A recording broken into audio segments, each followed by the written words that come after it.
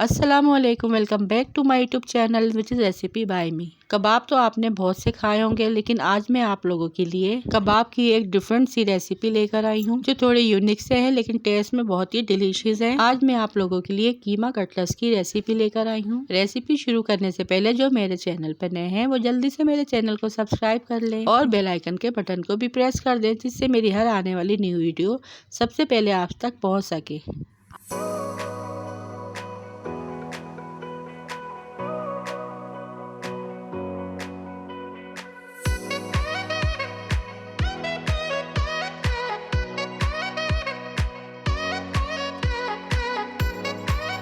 सबसे पहले यहाँ पे मैंने बीफ का 1 पाव कीमा लिया था और इसमें मैंने सारे मसाले डालकर कुकर में पका लिया था बगैर ऑयल के, और आधे घंटे में ये कीमा अच्छे से पक चुका था। इसे मैंने एक प्याली में निकाल लिया है। अब इसके बाद मैं इसमें थोड़े से खुश्क मसाले ऐड करूँगी। यहाँ पे मैंने 4 से 5 आलू ले लिए, जिसे मैंने बॉयल करके रख लिया था, और ये थोड़ा सा हरा मसाला है जो मैं आलूओं के अंदर शामिल करूँगी। 1 गड्डी हरा धनिया है, थोड़ा पुदीना है, 1 प्याज लिए छोटी सी जिसे मैंने बारीक चॉप कर लिया है, और 6 से 7 हरी मिर्चें लिए, इसको भी मैंने बारीक चॉप कर लिया है। और यहाँ पे 2 अंडे लिए हैं मैंने कोटिंग के लिए, इसको मैं फेंट लूँगी। बॉयल आलूओं को मैं अच्छे से मैश कर लूँगी, इसमें कोई गुठली ना रहे।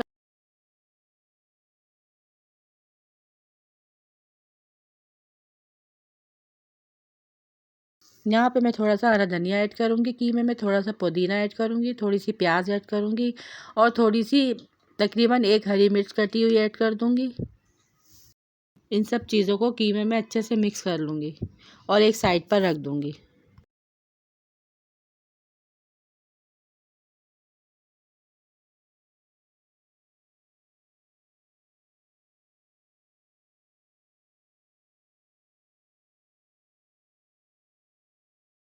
यहाँ पर अंडों को तोड़ने के बाद मैं इसको अच्छे से मैश कर लूँगी और कोटिंग के लिए साइड पर रख दूँगी।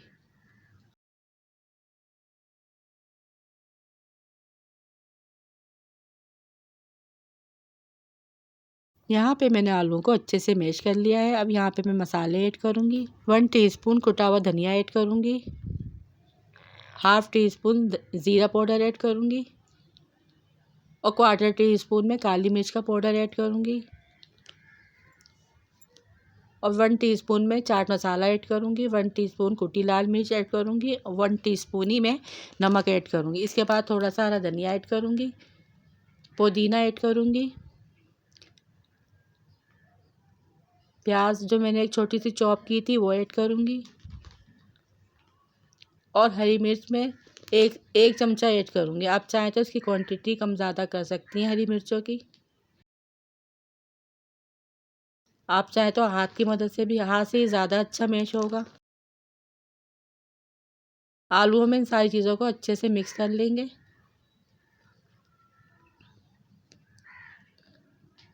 ताकि सारी चीज़ें अच्छे से आलूओं में मिक्स हो जाएं। मिक्सिंग करने के बाद मैं इसको 15 मिनट के लिए ढक के रख दूँगी, ताकि हमारे कबाब बहुत ही सॉफ्ट और अच्छे बने।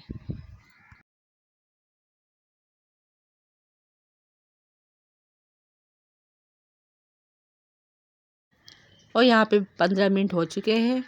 अब मैंने यहाँ पे एक प्लेट में थोड़े से ब्रेड क्रम्ब लिए हैं। हाथ की हथेली पे हल्का सा ऑयल लगा के इस पे आलू फैलाना है, और बीच में थोड़ा सा होल करके इसमें कीमे की स्टफिंग भरनी है, और चारों तरफ से इसको अच्छे से पैक कर देना है, ताकि कहीं से हमारी कीमे की स्टफिंग खुले नहीं। और अच्छे से प्रेस करने के बाद इसको चारों तरफ से दबा देना है।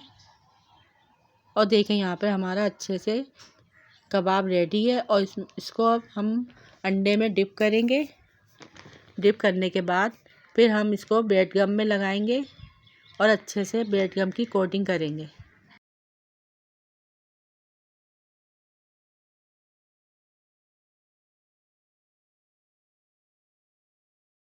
अब एक एक करके सारे कबाब हमें इसी तरह से बना लेना है।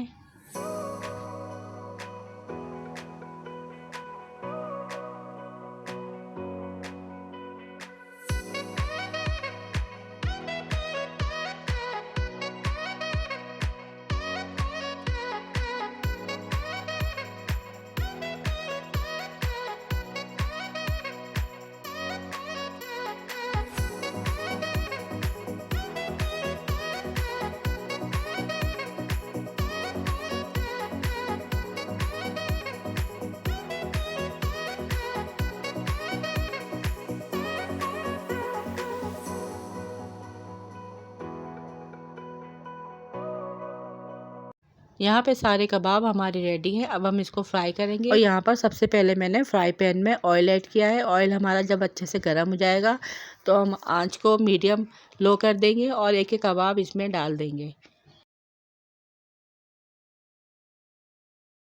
इसे तेज़ आंच में फ्राई नहीं करना है वरना कबाब हमारे ऊपर से जल जाएंगे। इसीलिए इसे मीडियम टू लो फ्लेम पे फ्राई करना है। और जब इसका कलर गोल्डन ब्राउन हो जाए तो इसकी दूसरी साइड चेंज कर देंगे और दूसरी साइड से भी इसको लाइट ब्राउन होने तक फ्राई करेंगे।